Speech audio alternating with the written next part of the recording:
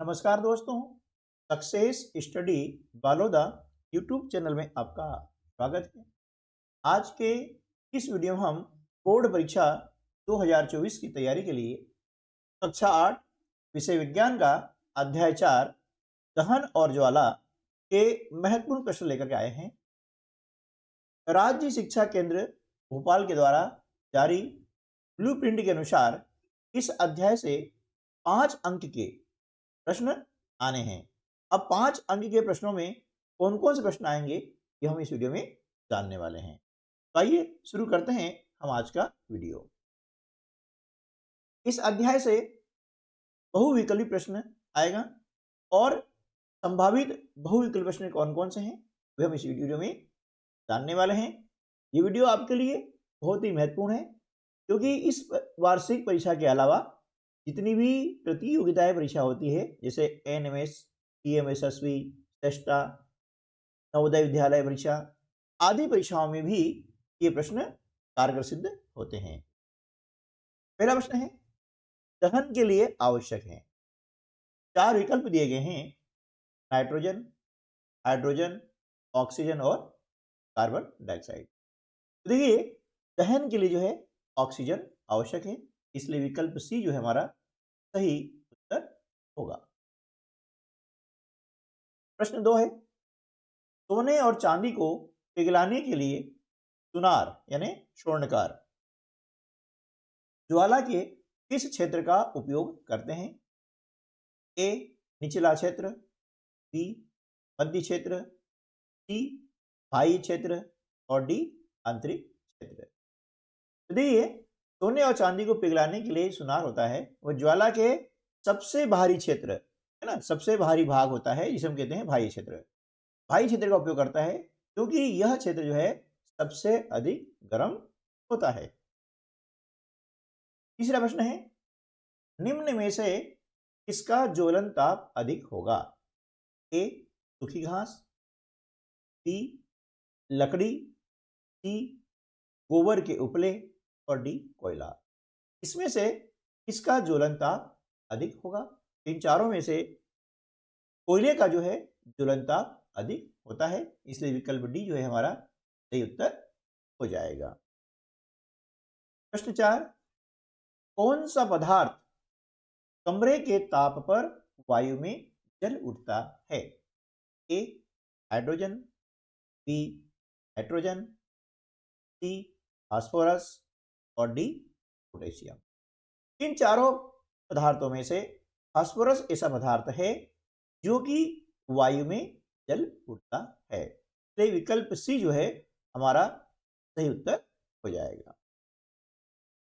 प्रश्न 5 वायु में किस गैस की अधिक मात्रा विश्व उष्णन यानी ग्लोबल वार्मिंग का कारण है? A sulphur dioxide, B carbon dioxide, C nitrogen oxide और डी मैग्नीशियम ऑक्साइड। तो देखिए वायु में जब कार्बन डाइऑक्साइड गैस की मात्रा बढ़ जाती है तो क्या होता है? ग्लोबल वार्मिंग होती है, यानी ग्लोबल वार्मिंग यानी विश्व उष्णन का कारण क्या है? कार्बन डाइऑक्साइड गैस की अधिक मात्रा। प्रश्न 6 विद्युत उपकरण तथा पेट्रोल जैसे ज्वलनशील पदार्थों में लगी आग को नियंत्रित किया जा सकता है। इसके द्वारा नियंत्रित किया जा सकता है। विकल्प दिए हैं, ए जल द्वारा, बी ऑक्सीजन द्वारा, सी नाइट्रोजन द्वारा और डी कार्बन डाइऑक्साइड द्वारा।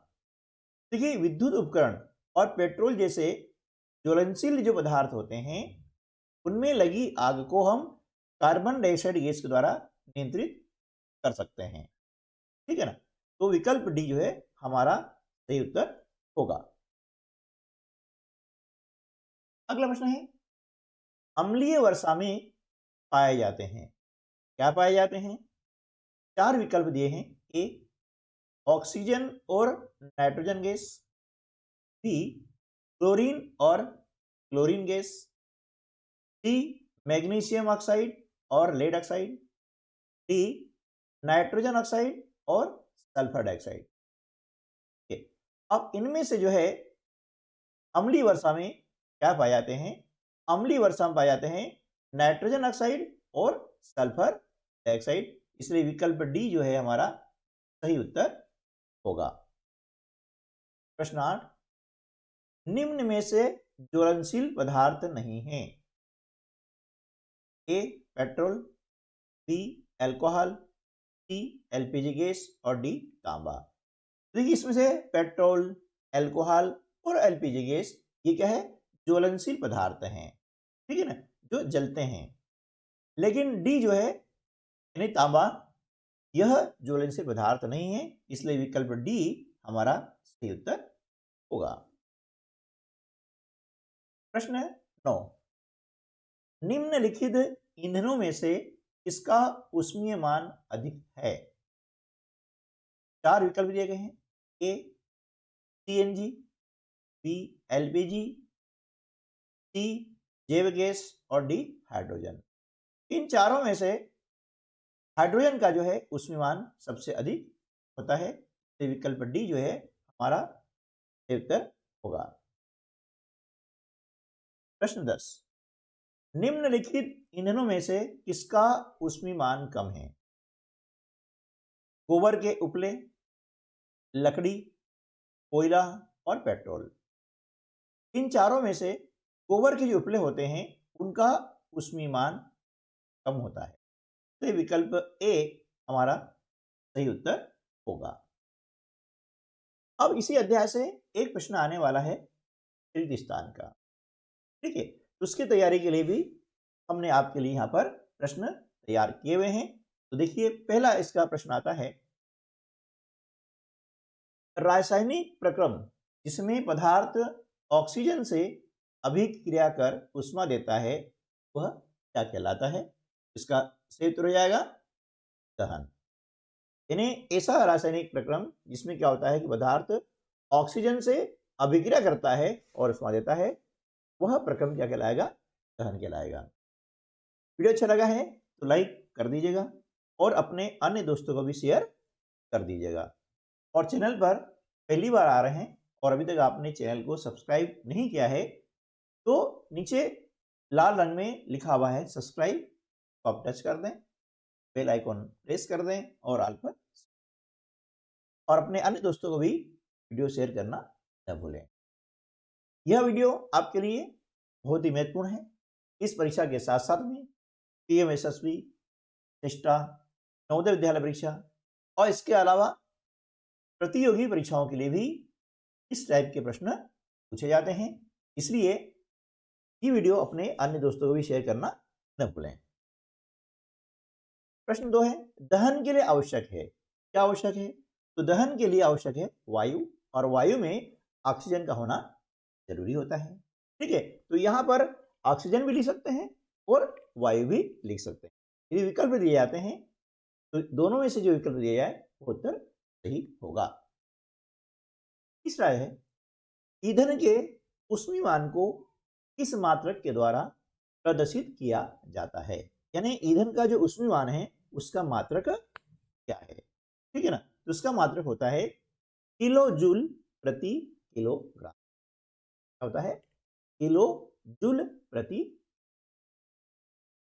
चौथा प्रश्न है, वह न्यूनतम ताप जिस पर कोई पदार्थ जलने लगता है वह क्या कहलाता है?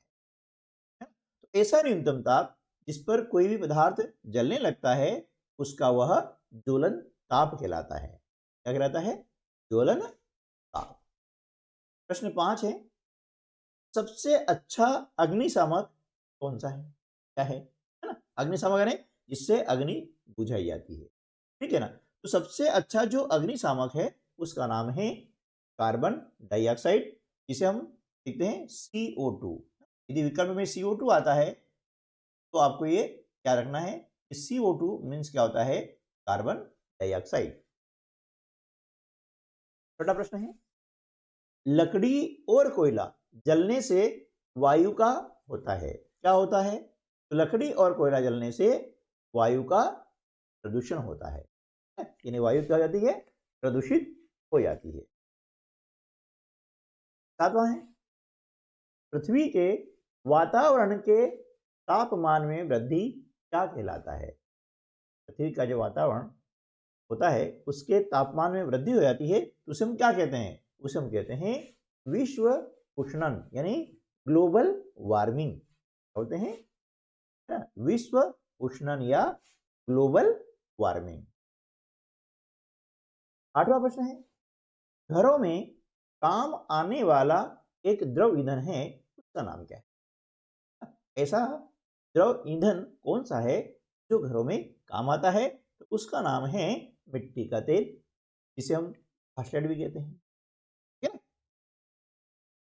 अगला प्रश्न है, जलना प्रारंभ होने से पहले, जलना प्रारंभ होने से पहले ईंधन को उसके तक गर्म करना आवश्यक है। कहां तक गर्म करना आवश्यक है? तो देखिए, जलना प्रारंभ होने से पहले ईंधन को उसके ज्वलन ताप तक गर्म करना आवश्यक है, तभी वह जलना प्रारंभ करेगा। अगला प्रश्न है, ईंधनों के अपूर्ण दहन से कौन सी गैस निकलती है? ईंधनों के अपूर्ण दहन से कौन सी गैस निकलती है? उस गैस का नाम है कार्बन मोनोऑक्साइड। क्या है? कार्बन मोनोऑक्साइड, जिसे हम CO कार से भी लिखते हैं। ओके। 11वां प्रश्न है, तेल द्वारा उत्पन्न आग को किसके द्वारा नियंत्रित किया जा सकता है ना? तो तेल द्वारा जो आग लगती है उसको हम पानी के द्वारा नियंत्रित नहीं किया कर सकते हैं, नियंत्रित नहीं किया सकता है। तेल द्वारा जो आग लगती है उस आग को हम पानी के द्वारा नियंत्रित नहीं कर सकते हैं ना? इसे नियंत्रित करने के लिए हमें कार्बन डाइऑक्साइड गैस की आवश्यकता होगी। ठीक है ना? अगला प्रश्न है, ज्वलनशील पदार्थों का ज्वलन ताप बहुत होता है, मतलब कम होता है या अधिक होता है? ज्वलनशील पदार्थों का जो ज्वलन ताप होता है वो बहुत कम होता है, यानी कम ताप पर ही ये जलना प्रारंभ कर देते हैं। तो दोस्तों, इस प्रकार से हमने आपके लिए इस अध्याय से रिक्त स्थान वाले संभावित प्रश्न बनाए हैं और उम्मीद है कि प्रश्न आपको समझ में आए होंगे और परीक्षा में भी आपको आसानी होगी यदि ये सारे प्रश्न याद कर लेते हैं। इसके साथ ही इस अध्याय से एक प्रश्न आने वाला है लघु उत्तरी, जो कि 3 अंकों का होगा। ठीक है ना? यानी अध्याय 4 से आपको 3 प्रश्न आएंगे। एक प्रश्न आएगा बहुविकल्पीय 1 नंबर का, एक प्रश्न आएगा रिक्त स्थान वाला 1 नंबर का, और लघु उत्तरी प्रश्न आएगा आपको ये 3 अंक का। क्योंकि लघु उत्तरी प्रश्न होता है 3 अंक का। इस प्रकार से यदि ये प्रश्न आप याद कर लेते हैं आपको मिलते हैं पूरे 5 अंक। चलिए, लघु उत्तरी प्रश्न कौन कौन से हो सकते हैं उसके अंतर्गत पहला प्रश्न है, बंद कमरे में कोयला या सिगड़ी जलाकर सोना क्यों खतरनाक होता है? कमरा यदि बंद है, आपने कोयले या सिगड़ी को जलाया हुआ है, वो खतरनाक होता है, क्यों होता है? दूसरा कारण ये है क्योंकि कोयले के अपूर्ण दहन से कार्बन मोनोऑक्साइड गैस उत्पन्न होती है जो अत्यंत विषैली होती है, मतलब जहरीली होती है, जिससे कमरे में सो रहे व्यक्तियों की मृत्यु भी हो सकती है। इसलिए बंद कमरे में कोयला या सिगड़ी नहीं जलाना चाहिए। ठीक है ना? अगला प्रश्न है, हरी पत्तियों को जलाना कठिन होता है जबकि सूखी पत्तियों को जलाना आसान होता है, क्यों? इसका उत्तर हो जाएगा क्योंकि सूखी पत्तियों का ज्वलन ताप हरी पत्तियों की तुलना में कम होता है। ठीक है ना? यानी सूखी पत्तियों का ज्वलन ताप कम होता है और हरी पत्तियों ज्वलन ताप इनसे अधिक होता है, इसलिए सूखी पत्तियों को जलाना आसान होता है। प्रश्न 3, सोने और चांदी को पिघलाने के लिए सुनार ज्वाला के किस क्षेत्र का उपयोग करते हैं और क्यों करते हैं? ठीक है ना? इसका उत्तर हो जाएगा सोने और चांदी को पिघलाने के लिए सुनार ज्वाला के सबसे बाहरी भाग यानी बाह्य क्षेत्र है ना का उपयोग करते हैं। क्यों करते हैं? क्योंकि यह भाग सबसे अधिक गर्म रहता है ना, सबसे गर्म रहता है। ठीक है ना, ये भाग जो है सबसे गर्म रहता है। ठीक है। चौथा प्रश्न है, ऊष्मीयमान किसे कहते हैं? उसका मात्रक लिखिए। सर, किसी ईंधन के 1 किलोग्राम के पूर्ण दहन से प्राप्त ऊष्मा ऊर्जा की मात्रा उसका ऊष्मीयमान कहलाता है। ऊष्मीयमान का मात्रक है किलो जूल प्रति किलोग्राम। ठीक है। अगला प्रश्न है, दहन क्या है या दहन किसे कहते हैं? ठीक है ना, दहन से आप क्या समझते हैं, इस का प्रश्न आ सकता है। इसका उत्तर हो जाएगा, वह रासायनिक प्रक्रम जिसमें पदार्थ ऑक्सीजन से अभिक्रिया कर ऊष्मा देता है, दहन कहलाता है। अगला प्रश्न है, आदर्श ईंधन की विशेषताएं लिखिए। यानी आदर्श ईंधन क्या होता है और उसमें कौन कौन से विशेषताएं होना चाहिए? इसका उत्तर हो जाएगा, आदर्श ईंधन सस्ता, आसानी से उपलब्ध, आसानी से जलने वाला और आसानी से वहन योग्य होता है। इसका ऊष्मीयमान उच्च होता है। इस प्रश्न को हम यूं लिख सकते हैं कि आदर्श ईंधन की निम्न विशेषताएं होती है। पहला, आदर्श ईंधन सस्ता हो। नंबर 2, आसानी से उपलब्ध हो। नंबर 3, आसानी से जलने वाला हो। नंबर 4, आसानी से वहन योग्य हो। ये इस प्रकार से भी हम उसको लिख सकते हैं। प्रश्न 7, ईंधन के रूप में लकड़ी का उपयोग करना हानिकारक क्यों होता है? इसका उत्तर होगा, क्योंकि लकड़ी को जलाने से बड़ी मात्रा में धुआं उत्पन्न होता है जो मनुष्यों के लिए हानिकारक है और शोषण कष्ट उत्पन्न करता है। यानी शोषण संबंधी जो परेशानियां होती है उससे उत्पन्न होती हैं।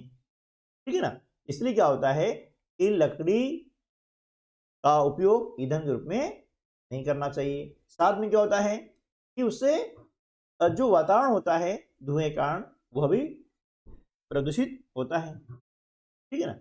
अगला प्रश्न है, मोटर वाहनों में ईंधन के रूप में डीजल एवं पेट्रोल की अपेक्षा सीएनजी को अच्छा ईंधन माना जाता है। क्यों? जो मोटर वाहन होते हैं उसमें डीजल और पेट्रोल की अपेक्षा सीएनजी को अच्छा ईंधन माना जाता है। लेकिन क्यों माना जाता है? देखिए, उसका उत्तर यह है, क्योंकि सीएनजी सल्फर और नाइट्रोजन के ऑक्साइडों का उत्पादन अल्प मात्रा में करती है। ठीक है ना। जो सीएनजी होती है वह क्या होती है कि जो नाइट्रोजन के ऑक्साइड होते हैं, सल्फर ऑक्साइड होते हैं, है ना, उनका उत्पादन कम मात्रा में करती है। इसलिए जो है सीएनजी को अच्छा ईंधन माना जाता है। ठीक है। अगला प्रश्न है, दहन के लिए आवश्यक परिस्थितियां कौन कौन सी हैं? यानी दहन के लिए क्या आवश्यक है? इसका उत्तर हो जाएगा, दहन के लिए ईंधन, वायु और ऊष्मा की आवश्यकता होती है। ये 3 चीज होगी तभी दहन होगा। ठीक है ना। अगला प्रश्न है, तेल और पेट्रोल से लगी आग को बुझाने के लिए जल का उपयोग नहीं किया जाता है। क्या कहना है कि तेल और पेट्रोल से लगी आग को बुझाने में जल का उपयोग नहीं किया जाता है। क्यों नहीं किया जाता है? उसका उत्तर होगा, क्योंकि जल तेल से भारी होता है, अतः यह तेल के नीचे चला जाता है। तो भारी वस्तु नीचे जाएगी, अब तेल ऊपर आ जाएगा तो आग बुझेगी नहीं, और तेल ऊपर जलता रहता है और आग बुझेगी नहीं, और बल्कि क्या होगा, पानी के साथ में आग और फैल जाएगी, आगे बढ़ जाएगी। इसलिए तेल और पेट्रोल से लगी आग को बुझाने के लिए जल का उपयोग नहीं किया जाता है। वहां पर कार्बन डाइऑक्साइड गैस का उपयोग किया जाता है। अगला प्रश्न है, ज्वलनशील पदार्थ किसे कहते हैं? जिन पदार्थों का ज्वलन ताप बहुत कम होता है और जो ज्वाला के साथ सरलता पूर्वक आग पकड़ लेते हैं, ज्वलनशील पदार्थ कहलाते हैं। ठीक है ना, यानी ऐसे पदार्थ जिनका ज्वलन ताप बहुत कम होता है, और ज्वलन ताप जब बहुत कम होगा तो क्या होगा, आसानी से आग पकड़ लेते हैं, ऐसे पदार्थ क्या कहलाएंगे? ज्वलनशील पदार्थ कहलाते हैं। अगला प्रश्न है, दहन के विभिन्न प्रकारों का वर्णन कीजिए। यानी दहन कितने प्रकार के होते हैं, उनका हमें वर्णन करना है। तो सामान्यतः दहन 3 प्रकार के होते हैं। उसमें से पहला होता है तीव्र दहन। ऐसा दहन जिसमें पदार्थ तेजी से जलने लगता है तथा ऊष्मा और प्रकाश उत्पन्न होता है, वह तीव्र दहन कहलाता है। दूसरा है स्वतः दहन। ऐसा दहन जिसमें पदार्थ बिना किसी प्रत्यक्ष कारण के अचानक लपटों के साथ जल उठता है, स्वतः दहन कहलाता है। और तीसरा जो होता है वो होता है विस्फोट। अब विस्फोट में क्या होता है कि एक आकस्मिक अभिक्रिया होती है ना, जिसके होने से ऊष्मा, प्रकाश और ध्वनि पैदा होती है। अभिक्रिया में बनी गैस बड़ी मात्रा में निकलती है। इस प्रकार की अभिक्रिया विस्फोट कहलाती है। ठीक है, ये हो गए दहन के मुख्य 3 प्रकार। प्रश्न 13, विद्युत उपकरण एवं पेट्रोल जैसे ज्वलनशील पदार्थों में लगी आग में कार्बन डाइऑक्साइड सबसे अच्छा अग्निशामक है, क्यों है? देखिए, इसका उत्तर होगा क्योंकि यह ऑक्सीजन से भारी होने के कारण आग को एक कंबल की तरह लपेट लेती है।